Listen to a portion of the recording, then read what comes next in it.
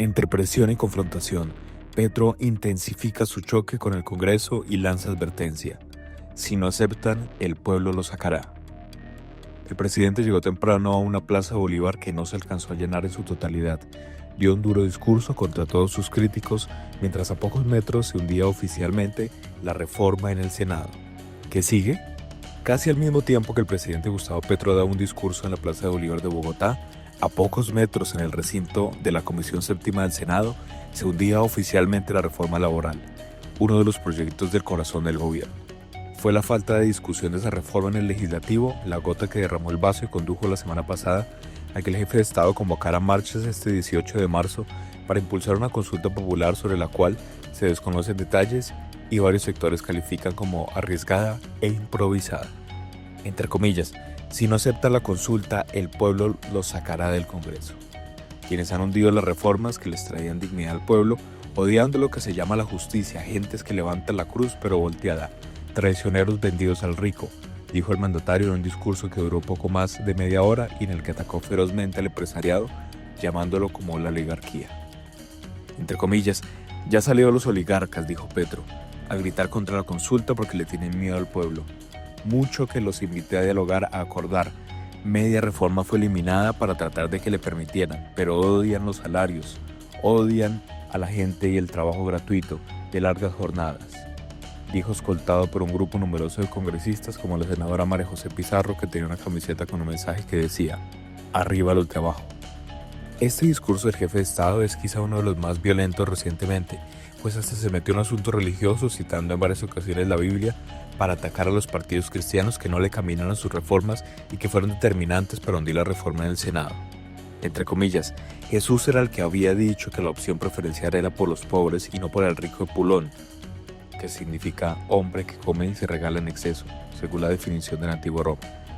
Ahora vemos a los pastores traicioneros vendidos al rico de Pulón y escupiendo sobre Jesús el carpintero, agregó Petro. También fue blanco de sus ataques el alcalde de la capital, Carlos Fernando Galán, quien se opuso, como otros mandatarios, a que en el día cívico las instituciones públicas no funcionaran normalmente, lo que fue objeto de debate, entre comillas. Sé que quieren pasar por la faja a la Constitución, que dice que la protesta social es un derecho fundamental y que ningún gobernante se puede oponer, dijo Petro. Señor alcalde Galán, traiga el agua a Bogotá, no degrade la Constitución, agregó el presidente de espaldas al Palacio del Líbano, la sede de la alcaldía de Bogotá. El mandatario volvió a acudir a su interpretación de la obra 100 años de soledad de Gabriel García Márquez para radicalizar su discurso y dar a entender que en este año y medio que le queda de mandato está dispuesto a atacar a quien sea porque ha sido, entre comillas, víctima de un sistema que no lo ha dejado gobernar. Por eso la campaña por la consulta popular de cara a las elecciones de 2026 es un vehículo que le permite navegar en aguas turbias pero que le son cómodas, como la plaza pública y la disputa por la narrativa. En la red social X sacó pecho porque en varias ciudades se movilizaron un número considerable de personas, pero en la Plaza de Bolívar, por ejemplo, mientras daba su discurso, había zonas del lado de la fachada del Congreso que no estaban llenas. Incluso, como constató el colombiano, muchas personas se fueron antes de que terminara el discurso y no se quedaron para escuchar al congresista del Pacto Histórico o las actividades musicales previstas. Entre comillas, así que quedan convocados, arranca la consulta popular, la movilización es permanente y creciente, tendrá su máximo no el día de hoy de los votos, de los que ya vendieron su corazón a la codicia, sino la plenaria del Senado, donde cada senador debe recordar que no es más que un simple representante del pueblo y que debe obedecerlo. Y si se cree tirano sobre el pueblo, entonces el pueblo lo sacará del Congreso como tiene que ser, dijo el presidente y terminó su discurso. Aunque en Bogotá no hubo datos oficiales, en Medellín, según la alcaldía, marcharon solo 6.000 personas. La realidad a nivel nacional estuvo lejos de la expectativa de las centrales obreras como la CUT, Central Unitaria de Trabajadores, que proyectó entre 3 y 4 millones de personas en las calles, una cifra a la que no se llegó y que sería apenas una cuarta parte de los más de 13 millones de votos que tendrá que conseguir el gobierno de la consulta popular para aprobar la consulta con el doble requisito de cada pregunta planteada, con la respuesta afirmativa, con 5,5 millones cada una. La violencia del discurso del mandatario tuvo eco en la gente, pues algunas personas llevaban carteles con la foto de los 8 congresistas de la Comisión Séptima del Senado que hundieron la reforma laboral y el mensaje hay que quemarlos a todos. Sin embargo, la gran mayoría de la gente se movilizó pacíficamente Asistieron centrales obreras, la Guardia Indígena, líderes sociales y maestros. También se le vio a varios congresistas del Pacto Histórico, funcionarios y exfuncionarios del gobierno asistir a la calle. Entre comillas, creo que fue una manifestación impresionante de la ciudadanía. Esperamos que siempre haya más y más participación ciudadana, de manera que estoy muy satisfecho de la marcha de hoy, le dijo a este diario el exministro de Defensa Iván Velázquez, quien también confirmó en primicia su llegada como embajador de Colombia ante el Vaticano en Roma. Precisamente, desde el Senado este martes, Antonio Sanguino, que es el ministro del Trabajo, anunció que están precisando las preguntas que llevaría a la consulta, pero que mientras tanto el gobierno expedirá 9 decretos reglamentarios en relación a temas que incluía la reforma laboral. Entre comillas, intentaremos sacar una parte de la reforma vía decreto y otros temas que se irían a la consulta popular, anunció el ministro Sanguino, quien está a la espera de que la Secretaría Jurídica de la Presidencia avale el contenido de los decretos. Pasadas las 3 de la tarde, el recinto de la Comisión Séptima del Senado era un hervidero.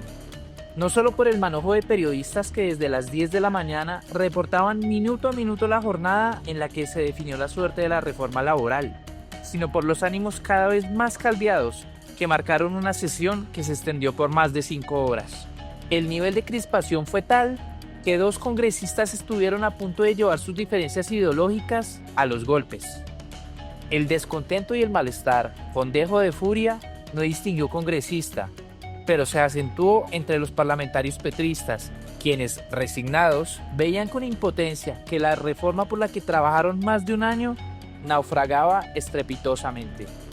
De nada sirvió el férreo discurso que minutos antes dio a metros de allí, en la Plaza de Bolívar, el presidente Gustavo Petro. Ante la falta de argumentos apelan a la falacia, a los epítetos y a los agravios.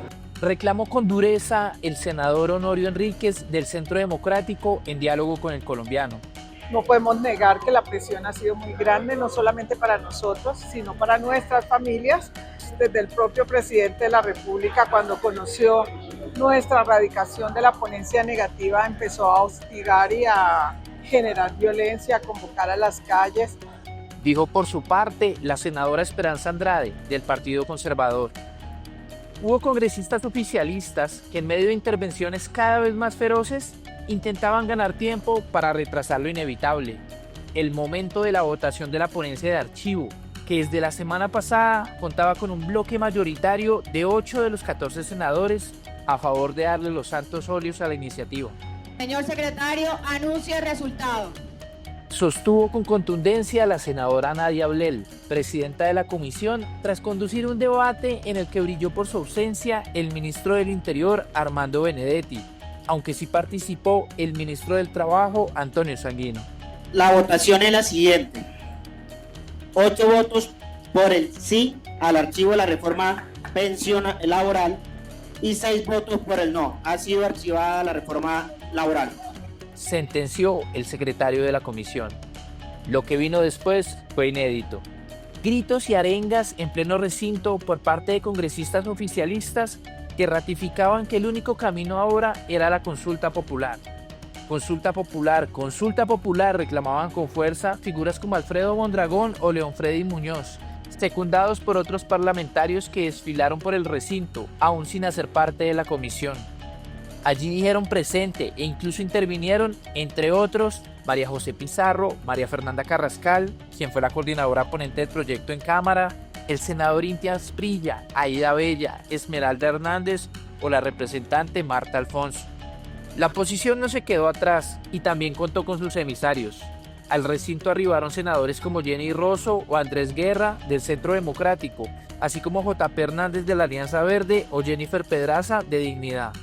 Estábamos muy tranquilos porque estábamos sustentando unos informes o el informe de ponencia que fueron 5 en 1, en los cuales planteamos todas las razones jurídicas, económicas y las razones técnicas por las cuales esta reforma no podía continuar su debate.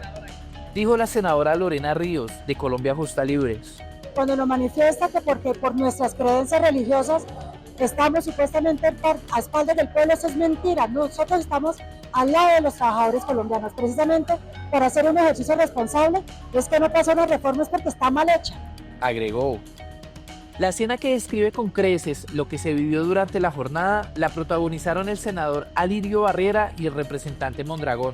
Tras votar sí al archivo del proyecto, el senador fue increpado con dureza por Mondragón, que aunque no hace parte de la comisión, estaba de visita.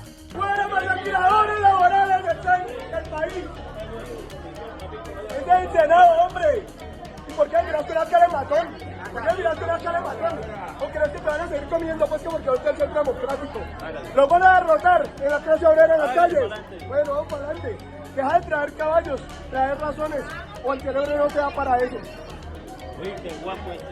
Si bien el senador se alejó y no quiso desatar una discusión de mayor calibre, el representante Mondragón arreció en el cara a cara y dijo que le daba miedo estar al lado de alguien del Centro Democrático. No, guapo, me da miedo estar al lado de usted. Centro Democrático. Especialistas en masacrar laboralmente al pueblo colombiano. No habló nada no dice una palabra y viene aquí a intimidar. El fuerte encontrón estuvo a punto de pasar a los golpes, de no ser porque Barrera fue alejado por algunos de sus asesores y prefirió seguir su camino en lugar de acentuar la rencilla. Tras el altercado, en diálogo con este diario, el congresista se refirió al episodio. Hombre, lo que pasa es que el hombre es irrespetuoso y eso por más que sea uno antes de ser senador es un hombre. Y que otro macho lo venga a gritar a uno, a asustarlo a uno a puros gritos y escandaloso apenas porque no tiene argumento, no tiene nada. Intimidado o no, que nos han amenazado sí, pero para que de aquí a que me intimiden les falta todavía pelo pa' moña. Pataleos de ahogados. En medio del tire y afloje, desde el oficialismo sorprendieron con un recurso de última hora para intentar revertir la decisión de las mayorías de la Comisión Séptima. Una apelación ideada para revisar la determinación y revivir el proyecto. El artículo 166 de la ley quinta nos permite a nosotros, nos faculta para apelar este tipo de decisiones. Una apelación que llega a la plenaria del Senado, se debe nombrar una comisión accidental, la cual debe rendir un informe a la plenaria y de esta forma tomar la decisión de aprobarse la apelación, se redirige a otra comisión el debate de la reforma laboral. Explicó el senador Fabián Díaz, quien hizo parte del bloque en contra de archivar la reforma. A este recurso se refirió también el presidente del Senado, Efraín Cepeda, quien ratificó que se le dará trámite a la apelación, por lo que se comprometió a nombrar una comisión accidental para que analice si hay argumentos o no que permitan aceptar dicha apelación. Incluso, el congresista salió en defensa de la independencia de los poderes públicos y aseguró que este tipo de determinaciones deben respetarse sin acudir a amenazas, en referencia explícita al presidente Petro. Mire, lo primero es que el Congreso no le tuvo miedo hoy a la marcha que nos hicieron allá en la Plaza de Bolívar, que por cierto no se llenó la plaza. Y pues los senadores y senadoras de la séptima, con la presión de la plaza, votaron. No. Yo creo que esa consulta popular, vamos a esperar las preguntas, pero no solamente no le tenemos miedo, sino creo que el Ejecutivo puede salir debilitado si no se logra la votación de alrededor de 13.600.000 votos. Peligroso hablar de golpe de Estado. El golpe de Estado no es únicamente intentar tumbar al presidente, sino intentar tumbar un Congreso legítimamente elegido con 22.600.000 votos. Este es un Congreso legítimo.